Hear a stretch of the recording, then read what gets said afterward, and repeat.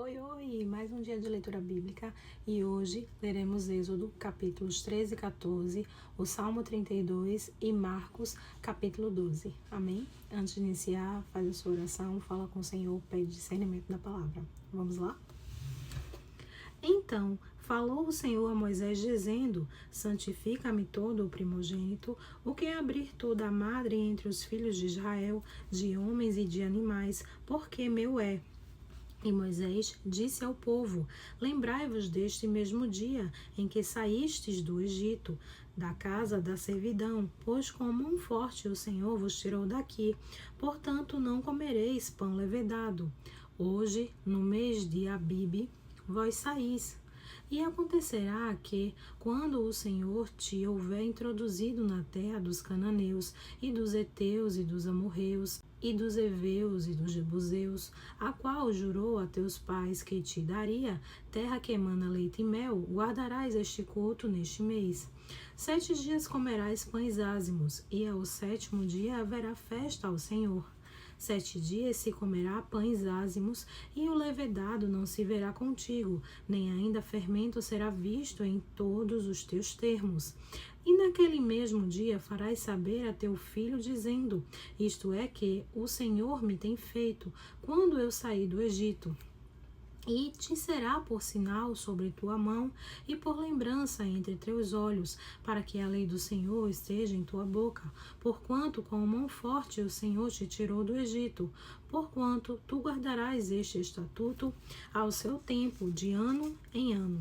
Também acontecerá que quando o Senhor te houver introduzido na terra dos cananeus, como jurou a ti e a teus pais, quando houver dado, separarás para o Senhor tudo que abrir a madre, e todo o primogênito dos animais que tiveres, os machos serão do Senhor. Porém, todo o primogênito da jumenta resgatarás com um cordeiro, e se o não resgatares, cortar-lhe-ás a cabeça, mas todo o primogênito do homem entre teus filhos resgatarás. E quando teu filho te perguntar no futuro, dizendo: que é isto? Dir-lhe-ás: o Senhor nos tirou com mão forte do Egito, da casa da servidão. Porque sucedeu que, endurecendo-se Faraó para não nos deixar ir, o Senhor matou todos os primogênitos na terra do Egito, desde o primogênito do homem até o primogênito dos animais. Por isso eu sacrifico ao Senhor todos os primogênitos, sendo machos, porém a todo o primogênito de meus filhos eu resgato. E será isso por sinal sobre tua mão e por frontais entre os teus olhos, porque o Senhor com mão forte nos tirou do Egito. E aconteceu que, quando Faraó deixou ir o povo, Deus não os levou pelo caminho da terra dos filisteus, que estava mais perto. Porque Deus disse, para que porventura o povo não se arrependa, vendo a guerra, e volte ao Egito. Mas Deus fez o povo rodear pelo caminho do deserto do Mar Vermelho, e armados, os filhos de Israel subiram da terra do Egito. E Moisés levou consigo os ossos de José, porquanto havia este solenemente ajuramentado os filhos de Israel, dizendo: certamente Deus nos visitará. Fazei, pois, subir daqui os meus ossos convosco. Assim partiram de Sucote e acamparam-se em Etã, à entrada do deserto. E o Senhor ia diante deles de dia, numa coluna de nuvem, para os guiar pelo caminho, e de noite numa coluna de fogo para os iluminar, para que caminhassem de dia e de noite.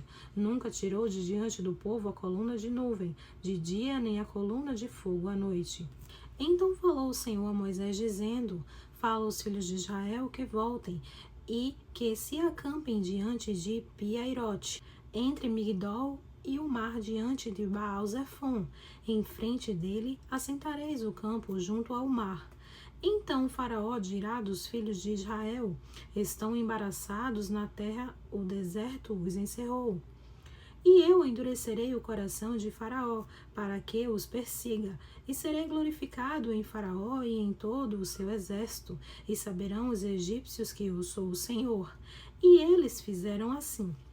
Sendo, pois, anunciado ao rei do Egito que o povo fugia, mudou-se o coração de Faraó e dos seus servos contra o povo, e disseram: Por que fizemos isso, havendo deixado ir a Israel, para que não nos sirva?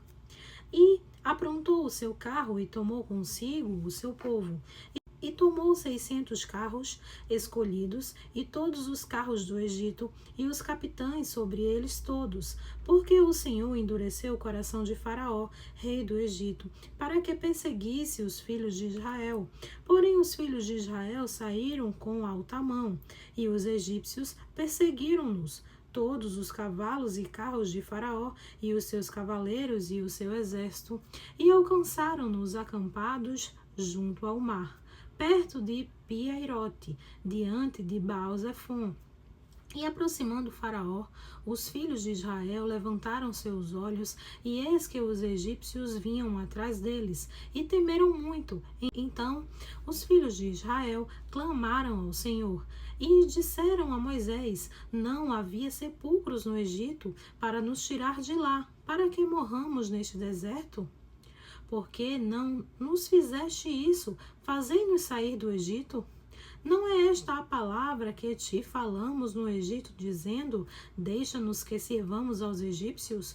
Pois que melhor nos fora servir aos egípcios do que morrermos no deserto.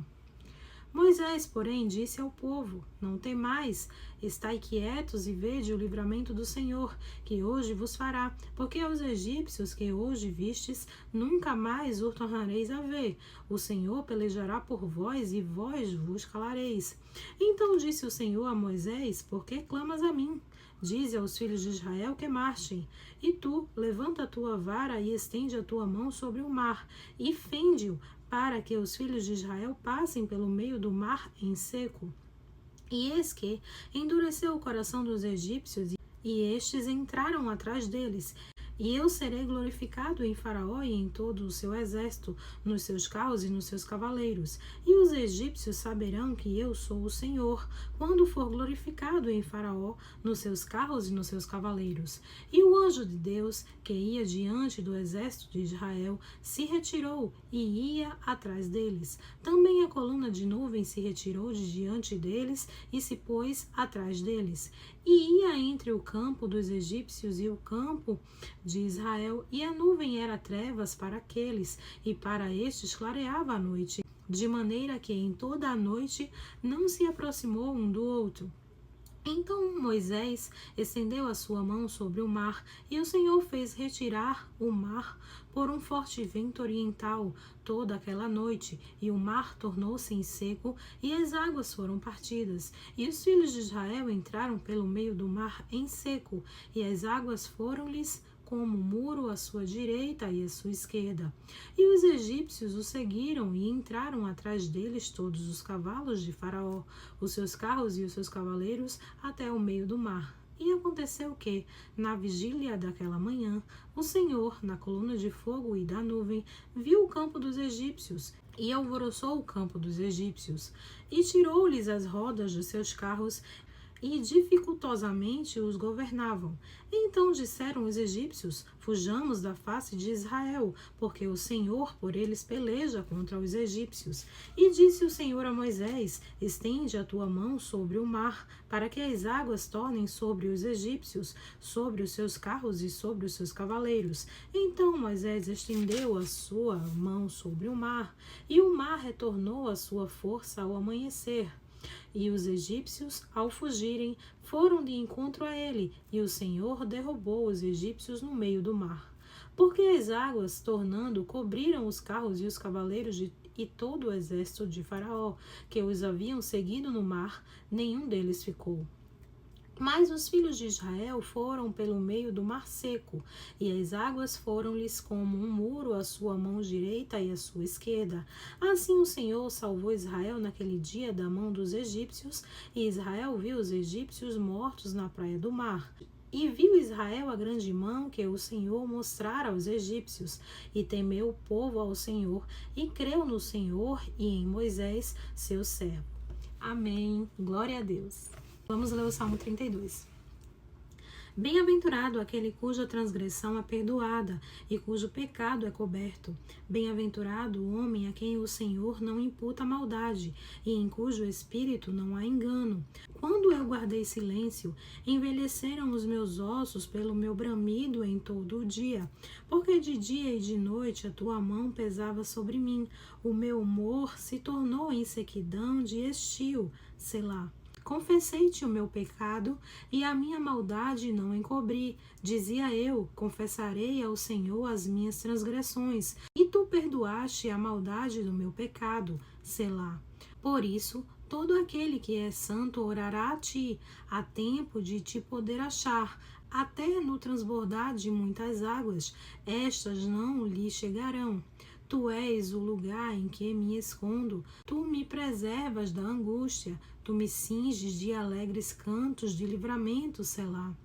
Instruir-te-ei e ensinar-te-ei o caminho que deves seguir. Guiar-te-ei com os meus olhos. Não sejais como o cavalo, nem como a mula, que não tem entendimento, cuja boca precisa de cabresto e freio para que não se cheguem a ti. O ímpio tem muitas dores, mas aquele que confia no Senhor, a misericórdia o cercará. Alegrai-vos no Senhor e regozijai-vos, vós, os justos, e cantai alegremente, todos vós que sois retos de coração. Amém? Agora leremos Marcos, capítulo 12. Amém? E começou a falar-lhes por parábolas. Um homem plantou uma vinha e cercou-a de um valado, e fundou nela um lagar, e edificou uma torre, e arrendou-a a uns lavradores, e partiu para fora da terra. E chegando o tempo, mandou um servo aos lavradores para que recebesse dos lavradores do fruto da vinha. Mas estes, apoderando-se dele, o feriram e o mandaram embora vazio.